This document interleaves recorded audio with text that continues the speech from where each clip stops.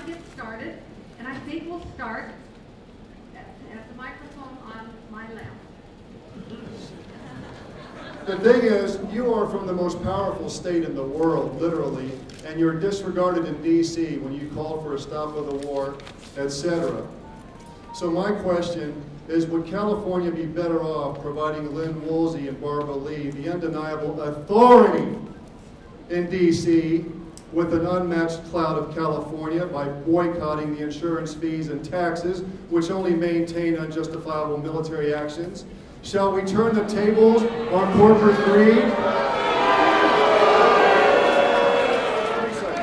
Thank you, Peter. Officer Jack McClam, Ted Gunderson, and the Outpost of Greed.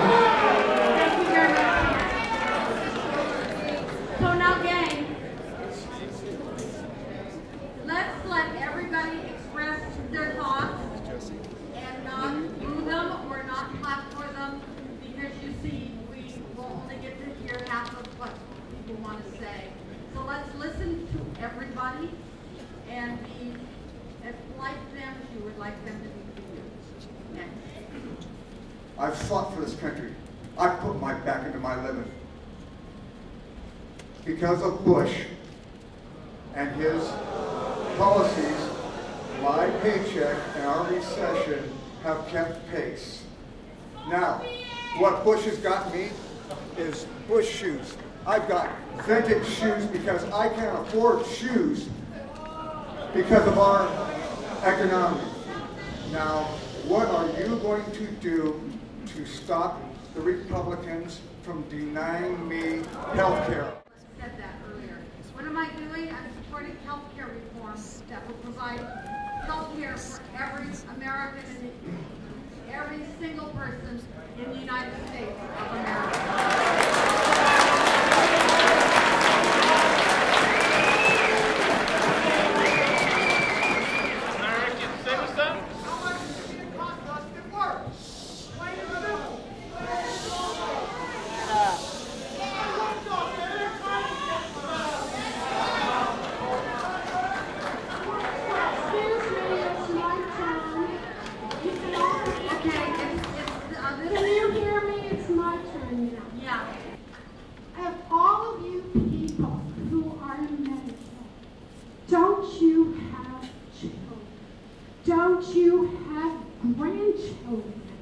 Aren't their lives worth anything? My children have lost their jobs. My daughter needed an operation that was $5,000 a day for just the room to save her life. This was at Mount Zion Hospital. My kids are going bankrupt. They need insurance for my grandchildren. I would like all of you to think, which is more important, your money or your children's lives? We have 47 million people in this country without anything. Are you going to allow them to die? I had a mother who in her waning years lived with me and could only support herself before she had Medicare to pick up her major medical expense. And my dad is fortunate enough to be in a VA nursing home. So I would like to speak a little bit to how the public option is the same and different from these programs.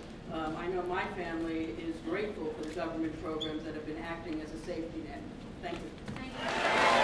Our government is spending our government is spending 50% more than we're bringing in. We're bringing in $2 trillion, spending $3 trillion.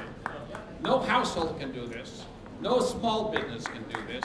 So that is my reluctance to turn the healthcare system over to an inefficient organization. And my question to you is, have you read the Constitution?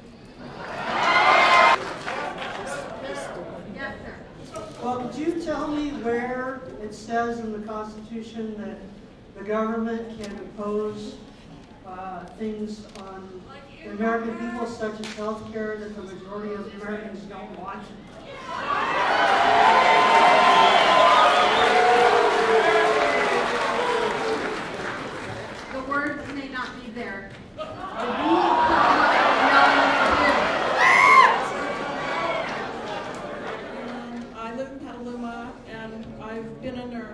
since 1985.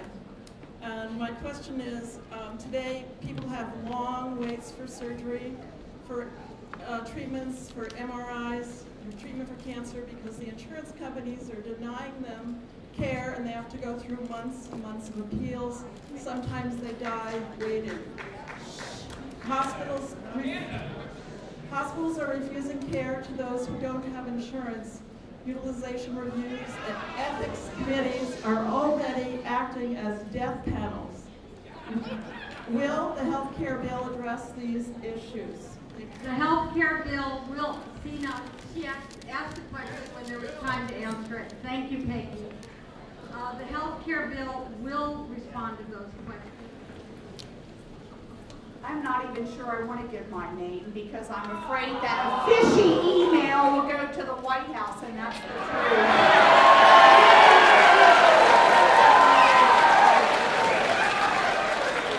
My question is, your name is M. Lawrence. Thank you, ma'am.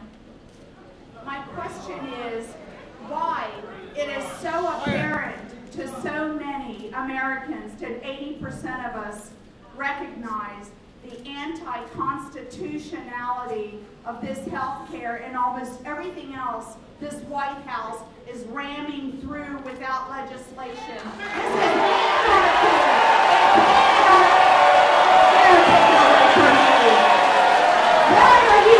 you act like we don't get this. This whole thing is disingenuous. They already know what they're going to do. They're going to pass it through reconciliation, and then we're going to be stuck with it. And he's going to get political gain on the backs of us Americans. Now, for health care reform, and I think the public option is a reasonable thing to do. But I did have one thing on my mind, and that's the cost, what the true You cost have to know that the cost of not doing this is going to cost more than doing it.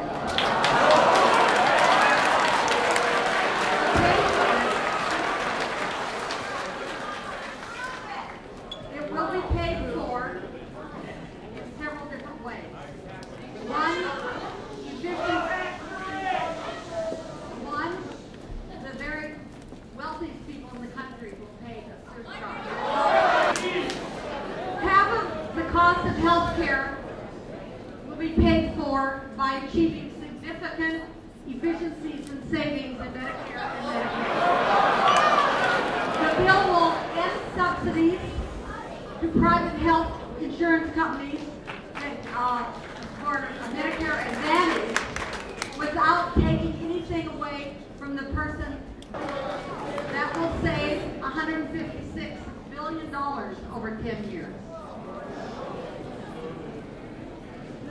The bill would more accurately align Medicare payments with hospital costs, and that would save $102 billion. That's how it's paid for. That was the question. Sir. I'm for more than the public option. I'm for doing away with the private insurance system. I really can't understand how so many people don't get it, how they can be against something that is so good.